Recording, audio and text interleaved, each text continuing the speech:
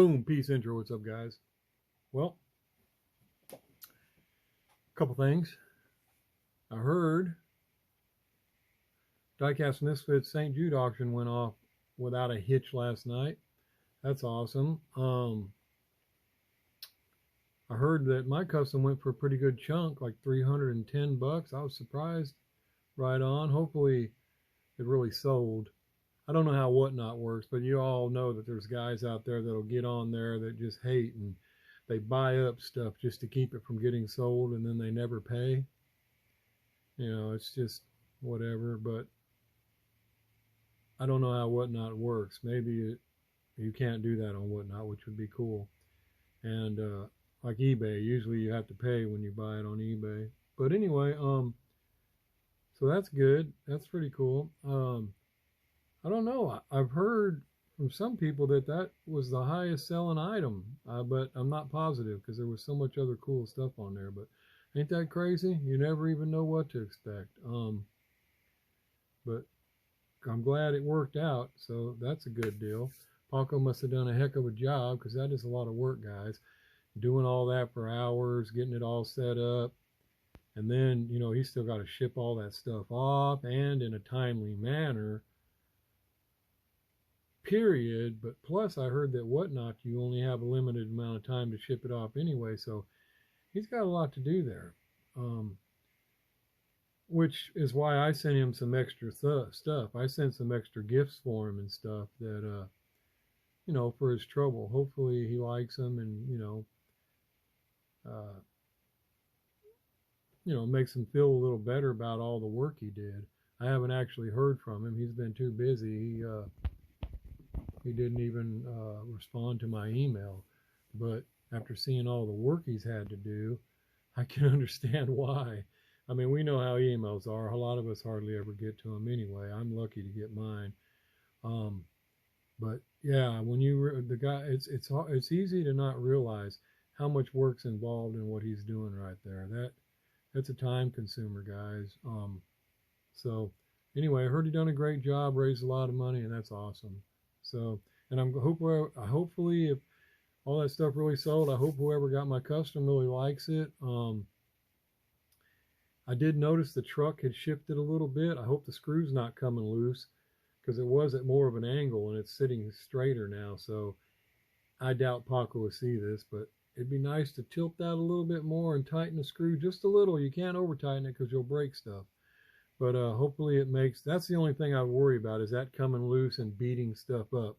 Because other than that, nothing should really break on shipping those cars. But yeah, congratulations to all that. And I also have these loaded up. I got a couple of these loaded up on the website. Sweet little Camaro on the sticker drawings. Go check them out if you guys are interested. And get to that. And just wanted to let you guys know. And also, I did a little video of my car earlier.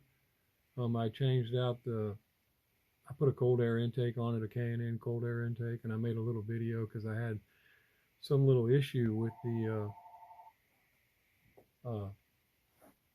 battery. So just wanted to show that. So I'll probably attach that video to this, let you guys check it out, but just a little something different. So anyway, I'll take it easy. It's just a short video. Peace. Outro. What's up, guys? Got the Charger out. I threw me a cold air intake on her. Yeah, I know, I haven't even got very many miles on it. I'm already jacking with it. I'm already thinking about all kinds of stuff. Cold air intake was put on first, and man, I'm already looking at catback exhaust, long tube headers, 90mm throttle body, camshaft, and a tune. But we'll see. That's probably about $3,500 right there. But I probably should have got Scat Pack, but what I like about this is it's the plain RT Charger, but I want to put more in it so that, you know, that bonehead that pulls up beside me in his Scat Pack or his you know, his Camaro or his Mustang thinks I'm just a simple RT when I'm really not. Because I don't really dog around much, but it's just nice to know you can. But right now, I'm happy with where she is. She's already up to, right at 380. It says 387, but all I've been able to push out of it is 380. So, but I'm not taking it to the limit because, you know, I've only got like 790 miles on it. It says you could break her in kind of lightly, give it some, and then let her off. So I've just been kind of doing that. But anyway, I bought the Blackhawk K&N cold air intake. I hear Spectra makes a little bit better one, but I've always went with K&N. I like the new one because the Blackhawk is oil free, so you don't have to oil it, and you only have to clean it like every 50,000 miles. Longer sometimes, but and sooner sometimes. I was surprised it doesn't close, the heat shield doesn't cover up as much as I expected it to, but it's good. I can tell throttle response right off the bat. Nice aluminum, not plastic. And their dyno shows 14 horsepower increase. Now, I don't really know. Here's that badge, Charger Last Call, aluminum badge under the hood. Yeah, I need to clean them water spots off of there. And so it's the last call. That's one thing that'll make it shouldn't lose much value, guys, just because of being a last charger. You know, it doesn't really matter. I keep my cars anyway. But anyway, I noticed throttle response right off the bat, and it almost has a supercharger sound. A light when you're driving, you can almost hear it, and then when you turn it off, you hear it kind of wind down. You're like, wow, that is so weird. But I noticed throttle response. As far as horsepower, I don't know. Dyno says 14 horsepower. I don't know, man. I mean, I've seen, it's not near as restrictive as the factory one, obviously. And I noticed throttle response, so I like that already. As far as horsepower, I don't know, man. You hear both sides of the story. And I actually seen a video, a couple guys had scat packs identical. They were both identical. They had the same exact car, engine and all. And they took in, one guy put the cold air intake on, the other guy didn't. And they ran like 3 different runs, and they were side by side the whole time. Not the guy with the cold air intake didn't gain anything. It really couldn't tell much at all. So I don't know. But anyway, threw it on there anyway. But you know, I don't know how much further I'll go right now. But I wanted to show you guys something. It has the air temperature sensor in the intake release,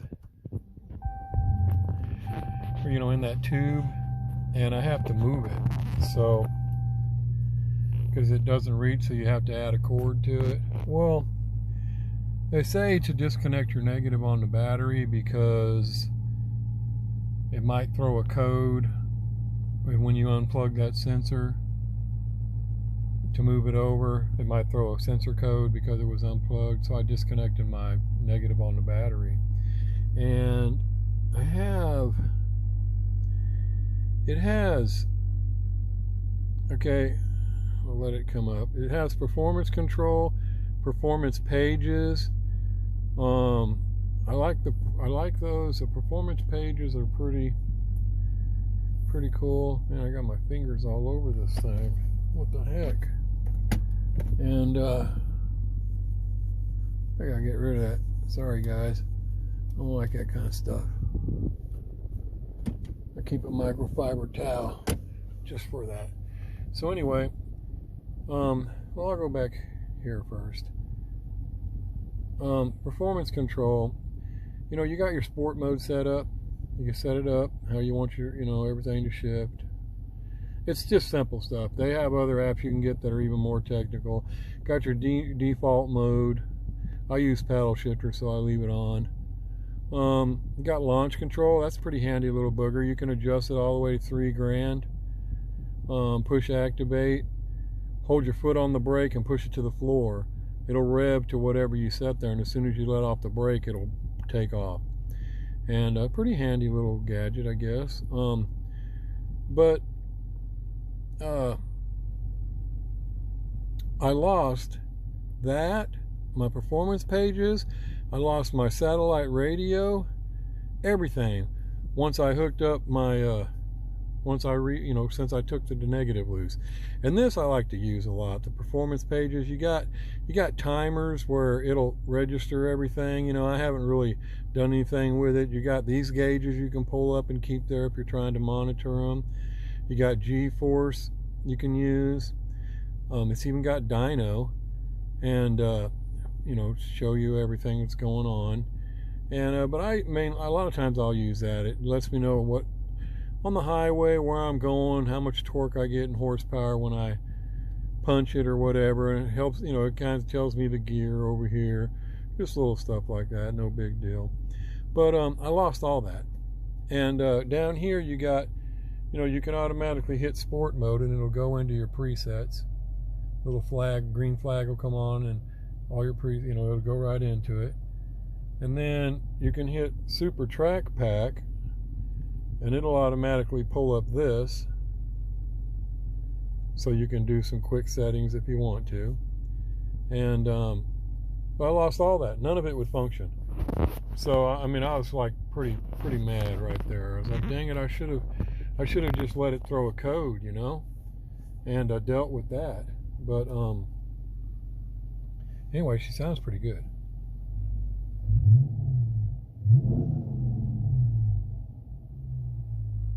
I'm really liking the car. Anyway, over here I can also you got your lap timers. You can do all kinds of things there. You can set your 108 mile top speed. That's where I let off yesterday. I'll tell you about that in a minute. I haven't went past that, but I did that in a 35 mile an hour zone like an idiot. And it'll record things. You can set these up. I haven't tried to run anything like that. This is just messing around. So anything recorded on here is just what it did on its own while you were, just driving. So I haven't done anything like that. But you can set it up here where you can monitor your horsepower while you're driving here. You can, your torque, air intake, all that stuff you can monitor right there. A lot of times I keep it on the horsepower if I'm trying to see right there, or when I'm driving to work, I keep it here so I can watch my foot and try to keep my gas mileage going. But I didn't lose any of that. I lost all of this. So I'm like, what am I going to do, man? I tried everything. I couldn't get it to come back on, so I went to the dealership real quick. And I go to the salesman, and now, mind you, I just bought this car 2 weeks ago. The salesman, the new car manager, the finance manager, the guy that closes the deal and tries to sell you all, they're all just, they're scratching my back. They're giving me free water. They're calling me by my first name like we're just the best. I'm just a good old boy when I'm buying this car. Go up there yesterday, every damn one of them act like they don't even know me. I can't help you. You have to go to the service department. We don't know nothing about that. Which, I kind of expected that. Like I told you guys before, I worked at a dealership for 6 years, and back in the 80s. And yeah, that's how they do people. Some of the biggest snakes you'll see are car salesmen. But anyway, so I was like, all right, man, thanks anyway. I go across the street to the service department, and some girl comes out. Now, don't get me wrong, man. I know a lot of chicks know their stuff about cars and all, but a lot of them don't. And they're just hired because of this new, diversity, equity, inclusion crap going on. And this girl didn't know nothing. And I always hated that when I showed up at the auto parts and some chick there don't have any idea what you're talking about. And again, don't get me wrong, because a lot of girls do. And a matter of fact, I have a cousin, his wife, man, she's been a service tech for 20 years, and she knows her stuff about cars. I can remember back when I was a kid, they were disassembling, Camaros and everything, so she knows what she's talking about. I guess I should have called her since she works for Dodge, but I didn't. And so anyway, she tells me, oh yeah, you know, you need to call these guys, Uconnect, because they're the ones that control all that. And I was like, what do you mean? And she said, well, they'll have to send you a signal or something. And I said, well, it came with the car. It should still be in my computer system or something. No, that comes from Uconnect. So I'm like, all right, you know, because I don't know. So I leave, I call Uconnect, and right off the bat, you know, I finally get a hold of somebody, and how are you doing? How can I help you? What did you do? Who am I talking to today, sir? And man, I'm sorry, but man, Jesus, that just irks me. I mean, I can't understand these guys, man. You know, and don't get me wrong. I know everybody needs a job and all this, but I think for people in America or something, they should give you somebody you can understand. You know, and so I don't like to be rude and say, man, because I know some guys, man, some of my people I know, they'll say, hey, give me somebody who speaks English. Well, I don't like to do that. I like to, you know, just let the guy know, you know, hey, I can't really understand you. Can you, you know, spread your, because I think a lot of it is they talk so fast that their words go together so quick that I think that's what throws me off, because I've noticed if I ask them to slow down, you know, talk a little bit, I can understand them a lot better. And so it's not really the accent, it's just how fast they talk. Anyway, he tells me, oh no, you lost all that. You have to go back to the dealership. A certified dealership is the only one who can fix that. He must reprogram it. That's all you can do, sir. I was like, you gotta be kidding me. They told me to call you. No, sir. This has to be a certified dealership. I'm like, all right, man. Thank you. Thanks a lot. So I'm all, you know, pissed off now. So I call that dealership back that I just left, and I make sure I don't get a hold of that girl. You know, I mean, great. She's probably good. She may learn something, but right now she don't know crap. And I look out, I get another service tech, and he's like, how can I help you? And I'm like, oh, right on, man. Hey, I got this 2023 RT charger, and I just disconnected my negative battery, and when I hooked it back up, I lost all kinds of apps. And he immediately said, let me guess, you lost your performance pages, your sport mode, your track, your backup camera, and your Sirius radio. And I was like, well, you know, yeah, except I didn't lose my backup camera, but I lost all the other stuff. He said, yeah, that's normal. He said, just kill the car, park it, leave it in the garage. 2 hours, maybe 8 hours, it'll all reload itself. Don't even worry about it. He said, if for some reason it doesn't, call me Monday. My name's Mike. Come up here. I'll come out in the driveway. You don't even need to come in, and I'll reprogram it for you. It's no big deal. It'll only take me like less than a minute. And I was like, oh, sweet. Right on, man. And so I let it go, and I was thinking to myself, you know, I don't know if he's legit or not, but hey, I'm going to trust him. Sure enough, I went in there, I had a bunch of packages to get ready for you guys. And I packed up my packages. I came out here about 3 hours later, fired it up, and it all came back, just like he said. So, a lot of you guys out there, any of you that ever had that problem, just realize it'll come back like that. While I was waiting, I did get on and I started looking for YouTube people that had the problem, and some of them said they did. And I found a couple guys that said, well, you hold these two buttons in right here, and the screen will go black. And hold them in for 10 seconds, and the screen will go black, and then it'll reboot when it comes back on. Now, I don't know. I don't know if that's true or not. Sometimes, you know, but it's possible. But I was going to try that if it didn't come on. But what I hate about that, when you see people showing how-tos on there, is there's so many people that are full of crap, man. I mean, you guys have seen the video, you know. They do stupid stuff, and you think it works, and it really don't. They're just jacking with you. Because what gets me about it is, okay, let's say I'm going to show you that method right now. I would back up like this, and I would show it where you've seen it happen. I would push these two buttons and let you see everything. So you've seen the screen go black immediately. Well, these guys are doing it like this. Okay, 10 seconds, and then you immediately see a click in the camera. You know something changed, and then it shows up here where the screen goes black. Comes back on. Literally the same thing when I turn this thing off and it powers down. So I'm like, I don't know if that's legit or not, but I was going to try it. And it may be true. I don't know, but you guys know what I mean. To me, if you're going to show something like that, show the whole thing so people know you're not joking. And, well, that's weird.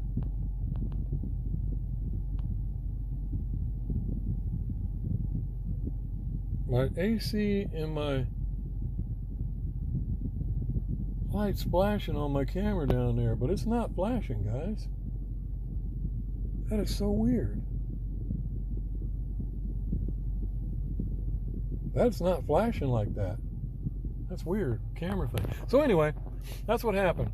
Now the 108 mile, I took her, and that was that was through second, guys. And when I hit third, it was at 108 mile an hour, and I let off of her.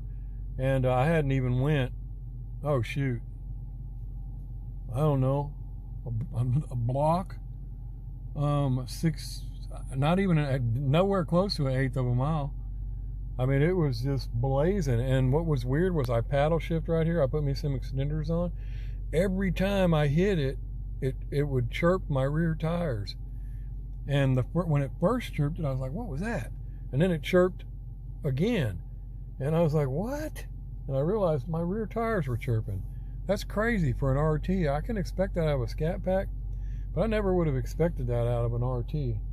And, but and I figured what it was because I had turned my traction control off, because I hit it once before and done that, because it says you can do this every now and then to break it in, and it didn't do that, but I had my traction control on. This time I did my launch and everything without the traction control, because I've seen a video where a guy said, don't use your traction control when you do this. So I tried it, and sure enough, it felt like it got more horsepower back there, because he claimed that using your traction control keeps the horsepower back. So and maybe it does. And so I tried it this time, and yeah, it would chirp every time I shifted, man. And I didn't even take it to the max, because I don't want to, I don't want to rag on her too hard. I only got 769 miles on it, and that's only because I took it to Branson and back. So I was kind of surprised, because I could have went even further. I could have held the R's even more. I drive old school, so I don't necessarily watch gauges. I listen. I hear the engine. I feel the pull. When the engine's about to peak, or it's just about to lose its pull, I go to the next gear. But after you drive something for a while, you'll know if you waited too long and you need to go that next gear sooner, or you went to that next gear too soon, like that. And that's how I drive, so that I can keep my eyes where I'm going, and I don't necessarily have to watch these gauges. And but in the beginning, when you're trying to figure that out, you got to keep an eye on these gauges, because you're trying to make sure you don't mess nothing up. But yeah, so anyway, that's how I got to the 108 mile. And like I said, I hit third right at that time. So I'm really impressed with this RT, guys. I can't believe, I could just imagine what them Scat Packs and Hellcats do. No wonder I hear how you can't keep traction on a Hellcat. I mean, it's just crazy. But yeah, I'm fine with this RT, and like I said, guys, I just want to put some stuff in it so that the average guy pulls up beside me thinking, hey, we're going to smoke this RT real quick, gets a little surprised that it's not just a simple RT. I was going to throw a Pro Charger on it, but man, they got a small one you can throw on there, and supposedly, you don't have to do anything else. Get you about 170, 200 horsepower, which would be that's about $8,000.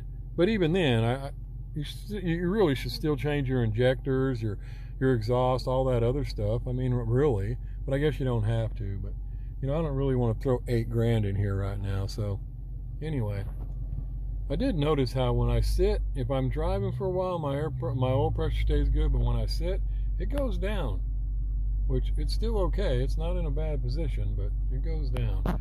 So anyway, guys, just want to let y'all know that, especially if any of you guys got that problem with your negative battery.